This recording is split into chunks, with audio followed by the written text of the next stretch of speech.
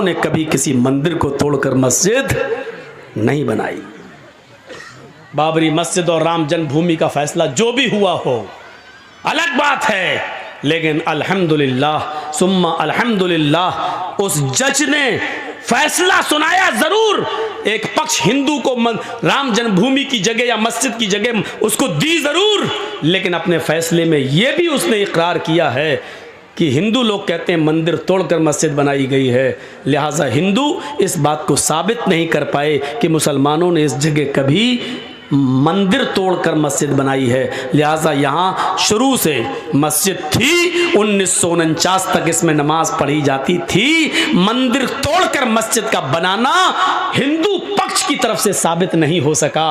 अल्हम्दुलिल्लाह तुमने जो भी जमीन जिसको दी वो तुम जानो, कयामत के दिन तुम्हें उसका जवाब देना होगा। लेकिन इस बात की मुझे खुशी है कि तुमने अपने फैसले में ये कहा है कि मंदिर तोड़कर मस्जिद बनाना हिंदू साबित नहीं कर पाए हैं। और हम भी यही कहते हैं कि बाबरी मस्जिद की जगह पर पहले कोई मंदिर नहीं था, और किसी ने भी वहाँ मस्जिद बनाई है तो मंदिर तोड़कर मस्जिद नहीं बनाई गई है, क्योंकि हम मुसलमानों का अकीदा है कि मंदिर तोड़कर अगर किसी की ज़मीन पर नाजायज़ कब्ज़ा करके या मंदिर तोड़कर मस्जिद बनाई जाए तो वहाँ हमारी नमाज हो ही नहीं सकती है। ये हमारी तालीम है, ये हमारा अकीदा है, ये हमारी बुनियाद है, ये हमारे उसूल हैं, ये हमारे ज़ाब्ते हैं। मेरे भाइयों, ये इस्लाम की शिक्षा है, ये इस्लाम की तालीम है।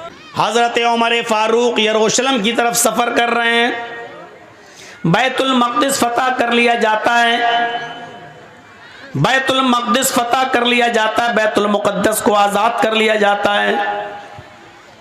लोगों ने उनको बुलाया, अमीरुल मोमिनीन आइए, एक बार आप बैतुल मुक़द्दस में आ जाइए और देख लीजिए, और बैतुल मक़दिस का निज़ाम बना जाइए, 2 रकात नमाज पढ़ा दीजिए।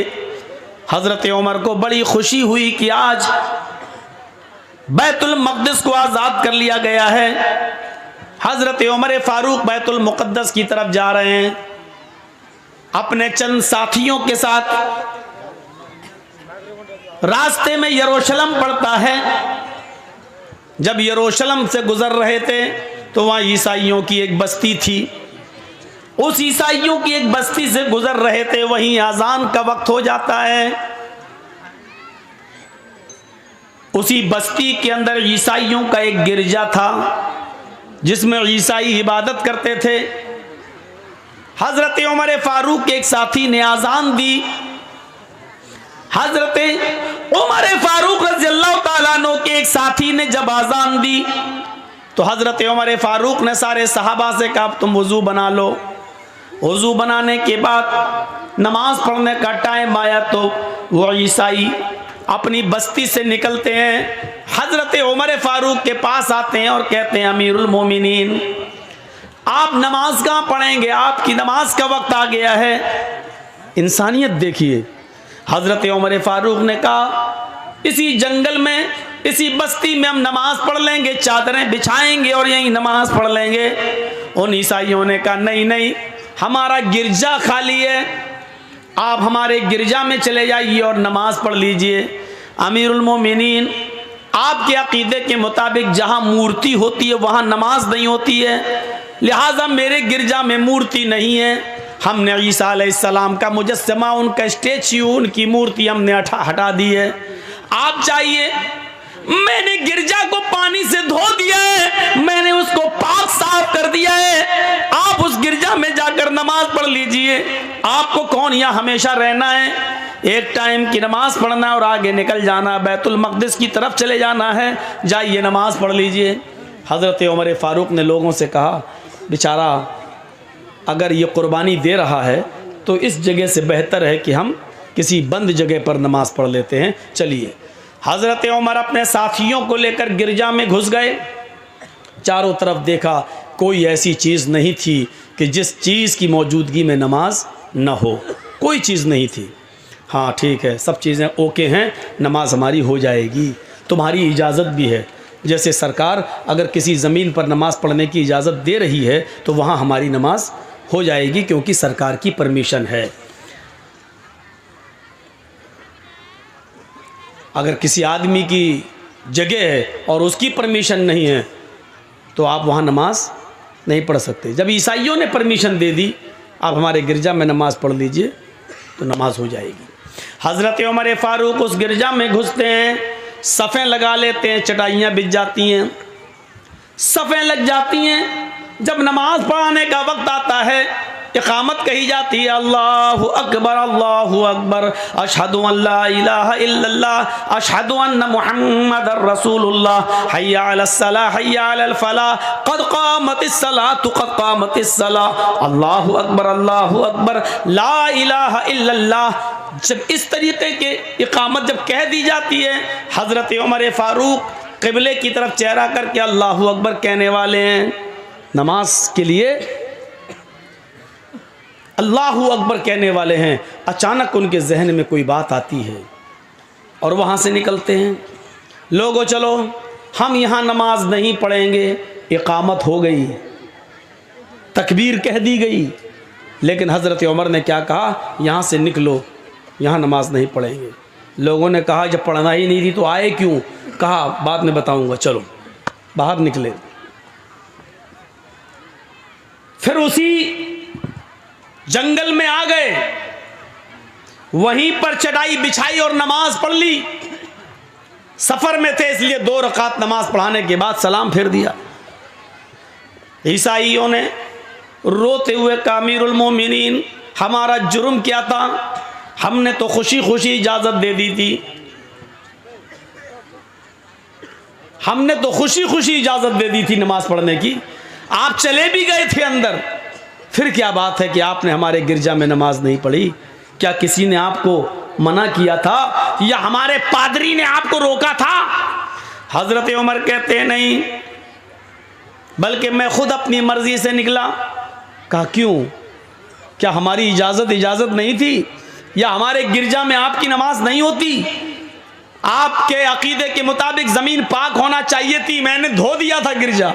आपके अकीदे के मुताबिक उसमें मूर्ति नहीं होनी चाहिए थी, मैंने मूर्ति हटा रखी थी, फिर उसमें आपकी नमाज क्यों नहीं होती? हज़रत उमर ने कहा नहीं, आए मेरे ईसाई भाई, बात ये नहीं है कि उस गिरजा में मेरी नमाज नहीं होती, बल्कि मैं सिर्फ इस खौफ से तुम्हारे गिरजा से निकल गया कि मेरे दिल में ये ख्याल आया, आए उमर, अगर आज तूने इस गिरजा में नमाज पढ़ ली, अगर आज तूने इस गिरजा में नमाज पढ़ ली, तो कहीं ऐसा ना हो कि तेरे इंतकाल के 50 साल के बाद, 100 साल के बाद, 200 साल के बाद जब मुसलमान तरक्की करेंगे, आगे बढ़ेंगे, उनकी हुकूमतें हर जगह फैलेंगी, कहीं ऐसा ना हो कि बाद में आने वाले मुसलमान ये समझें कि जिस गिरजा में हज़रत उमर ने नमाज पढ़ी थी वो पहले मस्जिद थी, ये ईसाइयों ने उसको तोड़कर गिरजा बना लिया है। मैं ये सोचकर निकल गया कि बाद में आने वाले मुसलमान कहीं मेरे नमाज पढ़ लेने की वजह से, बाद में आने वाले मुसलमान कहीं तुम्हारे गिरजा को मस्जिद तसव्वुर न करने लगे और फिर तैश में आकर तुम्हारे गिरजा को तोड़कर उस जगह अपनी मस्जिद न बना लें। इसलिए मैं निकल गया ताकि लोगों को ये बात याद रहे कि हज़रत उमर ने इस गिरजा में इसलिए नमाज नहीं पढ़ी क्योंकि वो गिरजा था, अगर पढ़ लेते तो बाद में आने वाले लोग कहीं उस पर मस्जिद का दावा न ठोक देते कि उमर ने नमाज पढ़ी इसलिए मस्जिद थी, बाद में कहीं तुम्हारे गिरजा को तोड़ न दें। यानी जब मुसलमान चारों तरफ फैल जाएं तब भी हजरत उमर को डर है कि तुम्हारा गिरजा गिरजा ही रहेगा, मुसलमान तरक्की चाहे कितनी कर लें लेकिन गिरजा को तोड़ा नहीं जा सकता है, किसी मंदिर को तोड़ा नहीं जा सकता है। ये इस्लाम की दावत, ये इस्लाम की तालीम है। हजरत उमर ने कहा जब पूरी बस्ती में मुसलमान ही मुसलमान हो जाएं और तुम चंद ईसाई रह जाओ और उस वक्त लोग तुम्हारी गिरजा को तोड़ दें, ये सोच करके इसमें तो हजरत उमर ने नमाज पढ़ी, तो ये कितनी गलत बात होगी। मेरे भाइयों, इंसानियत का सबक दिया हजरत उमर फारूक ने, चाहते तो नमाज पढ़ लेते लेकिन इंसानियत थी कहीं तुम्हारे गिरजा को बाद में आने वाले मुसलमान मस्जिद समझकर तोड़ न दें और वहां मस्जिद न बना लें। इसलिए मेरे भाइयों, यह अकीदा गलत है। कोर्ट में जो भी फैसला हो किसी भी मस्जिद के ताल्लुक से, लेकिन यह सच्चाई है कि मुसलमानों ने कभी किसी गिरजा को तोड़कर, मुसलमानों ने कभी किसी मंदिर को तोड़कर मस्जिद नहीं बनाई। तो इंसानियत दिखाना थी। हज़रत उमर इस डर से निकल गए कि बाद में आने वाले लोग कहीं ईसाइयों को परेशान न करें और इनके गिरजा को तोड़ न दें। देखिए दूसरों की मजहबी इबादत गाहों की कितनी हिफाजत होती थी, ये जानते हुए भी कि मुसलमान फैलेंगे और इस जगह पे मुसलमान आएंगे, उनकी तादाद बढ़ेगी, लेकिन हज़रत उमर को यह भी गवारा नहीं कि मुसलमानों की तादाद बढ़ने के बावजूद भी इनका गिरजा तोड़ा जाए। नहीं, ये सबसे बड़ी चुनौती थी। जंग खैबर जानते हैं जो हुई थी, तो जंग खैबर के अंदर सहाबा ने एक बहुत ऐसा काम कर दिया था जिससे यहूदी खुश नहीं थे। जंग खैबर के अंदर जंग हुई और अल्लाह के रसूल और सहाबा जीत गए, खुशी हुई, और यहूदियों को खैबर और उसका इलाका खाली करने का नोटिस जारी कर दिया। इतने दिन के अंदर तुम ये बस्ती खाली कर दो, निकल जाओ, जाओ कहीं भी रहो, क्योंकि ये जंग इसी बात की हो रही थी, अगर हम हार गए तो तुम यहाँ रहोगे, तुम हार गए तो हम यहाँ रहेंगे, लिहाजा तुम हार चुके हो, अब इस बस्ती को खाली करो।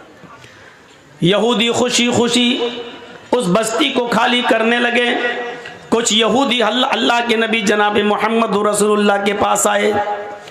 आपने कहा यहूदियों, हमारे पास तुम्हारे आने का मकसद क्या है? हाय हाय हाय, अल्लाह के रसूल के अंदर इंसानियत देखो कैसी भरी थी।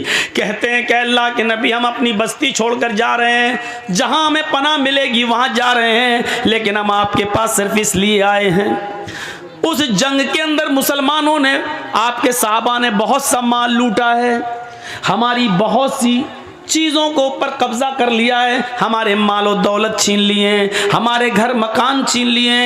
अल्लाह के नबी ने कहा ये तो जंगों में लूटा हुआ माल होता है, क्या जहां हम हारते हैं क्या तुम लोग उसमें माल नहीं लूटते हो? क्या मुसलमानों का माल नहीं लूटा जाता है? फरमाया अल्लाह के नबी, हम आपसे माल मांगने नहीं आए, सोना चांदी मांगने नहीं आए, आपने जंग जीती है और सहाबा ने जंग जीती है, हमारा माल रख लीजिए, दौलत रख लीजिए, ज़मीन रख लीजिए, मुझे कोई सरोकार नहीं है, मैं इन तमाम चीज़ों को छोड़ रहा हूँ।